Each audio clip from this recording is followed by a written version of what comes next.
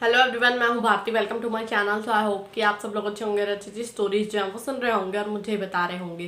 तो आज इस वीडियो में आप लोग के साथ पॉकेट एफएम की एक नॉवल का जो रिव्यू है वो शेयर करने वाली हूं। बात की जाए इस नॉवल की, इसे मैंने पिक किया है ट्रेंडिंग नॉवेल्स की लिस्ट से और अभी मैंने इसको कल ही पढ़ा है। ये कह लो कि इसका नाम ही काफ़ी ज़्यादा अट्रैक्टिव था और दूसरी चीज़ ये थी कि बहुत कंफ्यूजन भी था इसमें। अब क्या कंफ्यूजन था, क्या चीज़ें थी, आप लोग नाम जब जानोगे और जब मैं इसके बारे में थोड़ी सी बात करूंगी तभी आप लोग को समझ आ जाएगा।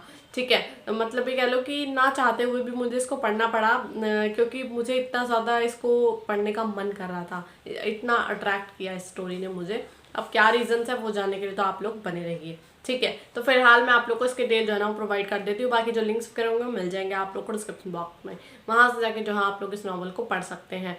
तो ये जो स्टोरी है उसका नाम है माई एरोगेंट स्टेप ब्रदर। तो पहले नाम से ही मुझे ऐसा लगा था कि शायद ये भाई बहन वाली स्टोरी होने वाली है, लेकिन नहीं, ऐसा कुछ नहीं था, बल्कि एक लव स्टोरी है। अब किस तरीके से है, अब आप लोग भी ये सोच रहे होंगे ना कि बहन भाई वाली नहीं है तो कैसी स्टोरी है। तो बताती हूँ मैं, सब्र करो। 4.7 इसकी रेटिंग है। इसके अभी तक 20 चैप्टर्स आए हैं जो कि मैंने पढ़ लिए हैं। और इसकी जो राइटर हैं उनका नाम है प्रेक्षा। ठीक है, और जो अलग से शो हो रहा है वो है फ्रोज़न। ठीक है, अच्छा थोड़ा सा मेन कैरेक्टर्स के बारे में अगर मैं बताऊँ आप लोगों को, तो मेन कैरेक्टर्स हैं आयरा और अबीर कपूर। अब इंट्रोडक्शन को देख लेते हैं ताकि आप लोग को शायद कुछ समझ आ जाए।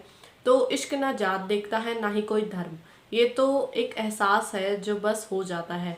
लेकिन क्या हो जब यही इश्क किसी को खून से हो जाए। हाँ, कहानी 18 साल की एक क्यूट आयरा की है जो कि किसी कारणवश बन जाती है अंडरवर्ल्ड और बिजनेस वर्ल्ड के किंग अबीर कपूर की स्टेप सिस्टर, जिसके बीच खून का रिश्ता नहीं था लेकिन ना चाहते हुए भी बन गया था नाम का रिश्ता।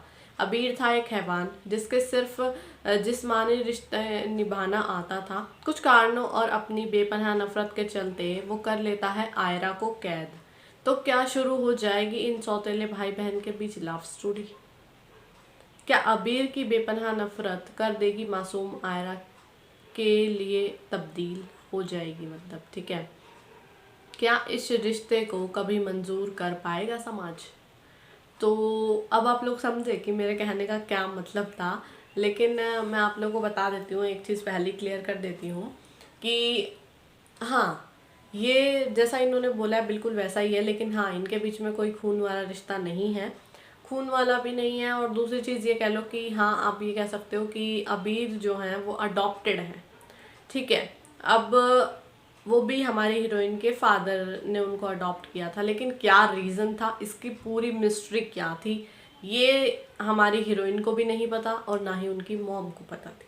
ठीक है, अब वो किस तरीके से उनसे अलग हुए, बचपन का क्या सीन था, क्यों हमारी हीरोइन अबीर को पसंद नहीं करती, हालांकि वो भी बहुत नफरत करती हैं। और दूसरी चीज़, हमारी जो हीरोइन है उनसे भी हमारे हीरो यानी कि अबीर जो है वो नफरत करते हैं। क्यों, अब इसका रीज़न क्या है ये आप लोग खुद ही पढ़ लीजिएगा। ठीक है, लेकिन इन सब में एक अटपटी चीज़, पूरी स्टोरी ही अटपटी है सच बात बताऊं तो आप लोगों को, क्योंकि आप लोग देख लो इंट्रोडक्शन से ही आप लोगों को समझ आ गया कि इनके बीच की लव स्टोरी यही सबसे बड़ी अटपटी चीज़ है। दूसरी चीज़, एक और अटपटी चीज़ बताती हूँ। सगी माँ होने के बावजूद इनकी जो मॉम है हमारी हीरोइन की, वो इनकी शादी एक 55 साल के बुढ़े से करवा देना चाहती हैं जो कि ये कह लो कि व्हील चेयर पर है। ठीक है, तो मतलब क्या हुआ यार, दिमाग कुछ है नहीं, उल्टा अपनी बेटी को यूं कह रही है कि ज़्यादा उम्र का गैप नहीं है।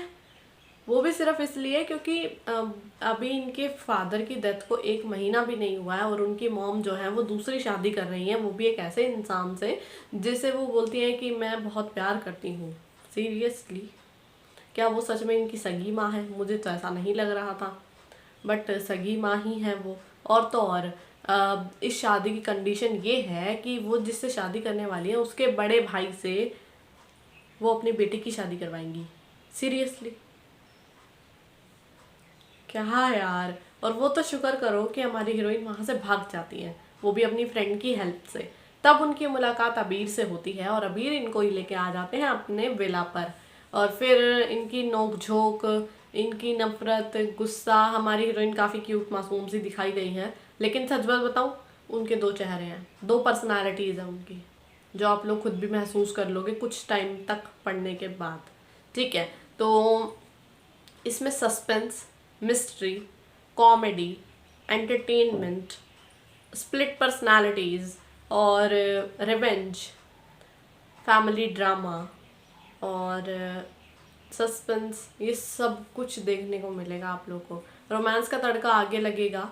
हालांकि ये कह लो कि इनका बचपन में ही वो इनसे नफरत करती थी, क्योंकि इनको नहीं चाहिए था कि कोई मेरे पेरेंट्स मतलब मेरे फादर जो है मेरे अलावा किसी और को पैम्पर करें, या फिर ये कह लो कि उनकी लाइफ में और कोई इम्पोर्टेंट हो।